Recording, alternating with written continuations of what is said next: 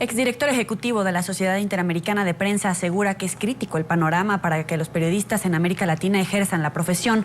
Julio Muñoz recuerda el caso que se presenta en Venezuela con 22 editores y comunicadores a quienes recientemente se les prohibió salir del país por orden del régimen de Nicolás Maduro.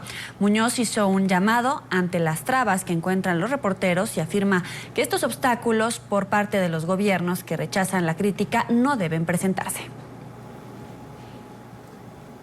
A esta hora establecemos contacto en Miami con Julio Muñoz, exdirector ejecutivo de la Sociedad Interamericana de Prensa, SIP. Señor Muñoz, buenas tardes. Gracias por atendernos a esta hora en el informativo de NTN 24. Bienvenido. Muy buenas tardes y un gusto estar con ustedes. Es una constante de los gobiernos de izquierda la represión hacia la prensa. Veíamos recientemente en Venezuela, como lo mencionábamos, cómo se bloqueó la salida del país a periodistas y también a editores críticos a Nicolás Maduro. Incluso en Nicaragua se presentó un reciente caso en el que se le impidió el ingreso a un foro a un caricaturista del semanario satírico francés Charlie Hebdo. Porque hay que acallar al mensajero. La manera más fácil de evitar de que el público tenga acceso a la información es callando al mensajero. El mensajero se calla de muchas formas. La manera más violenta, como lo acabamos de observar en Brasil esta semana, donde un periodista fue asesinado, es matando al mensajero. Se mata al mensajero, muere el mensaje. Pero no solamente sufre el periodista que es asesinado, sino que también sufre el público, porque el público, al no tener el mensaje, al no tener la información, evidentemente que solamente puede formarse una opinión de lo que le dice el gobierno, y el gobierno evidentemente está muy hábilmente amparado por todo su aparato comunicacional para entregar la información que le conviene y eliminar la información que es crítica y que puede ser, negativa para sus intereses. Ese es el fin de todo el problema.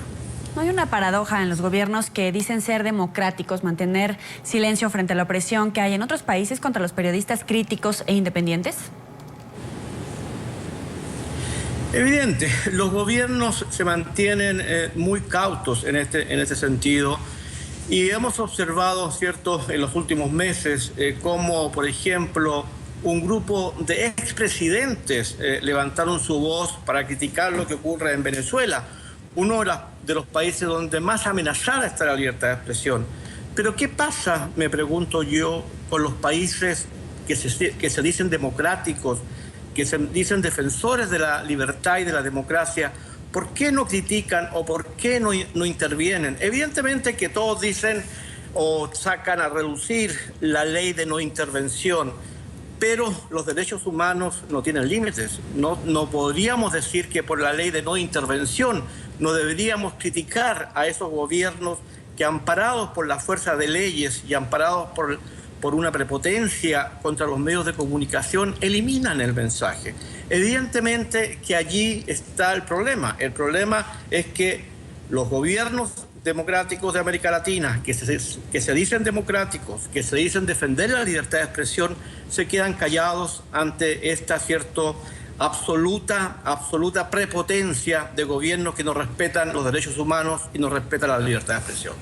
De acuerdo con lo que usted nos está diciendo sobre la no injerencia, ¿podría considerarse entonces una excusa el no opinar o levantar tal vez una voz de protesta? Es una manera de quitarle de quitar el foco del interés. O sea, los gobiernos no se atreven a criticar a otro por intereses políticos. Veamos lo que ocurre, por ejemplo, en el Caribe, en Centroamérica, donde muchos gobiernos dependen, por decirlo así, del petróleo de un país que lo otorga casi gratuito. Entonces nadie se atreve a decirle a ese país petrolero que está actuando mal. ¿Por qué? Porque tienen el miedo de perder el control del control económico que están recibiendo de ese país. Y otros países, sobre todo los países del sur de nuestro continente, se muestran muy débiles, muy inflexibles al aceptar esta falta de derechos humanos, que en sus propios países lo reclaman, pero no son capaces de decir, señores, a otros países ustedes también ¿cierto?, ser inflexibles y presentar, ¿cierto?, la libertad de expresión. Eso es lo que está ocurriendo hoy día en América. Agradecemos a Julio Muñoz, exdirector de la Sociedad Interamericana de Prensa. Gracias por habernos acompañado. Con mucho gusto, que tengan ustedes muy buenas tardes.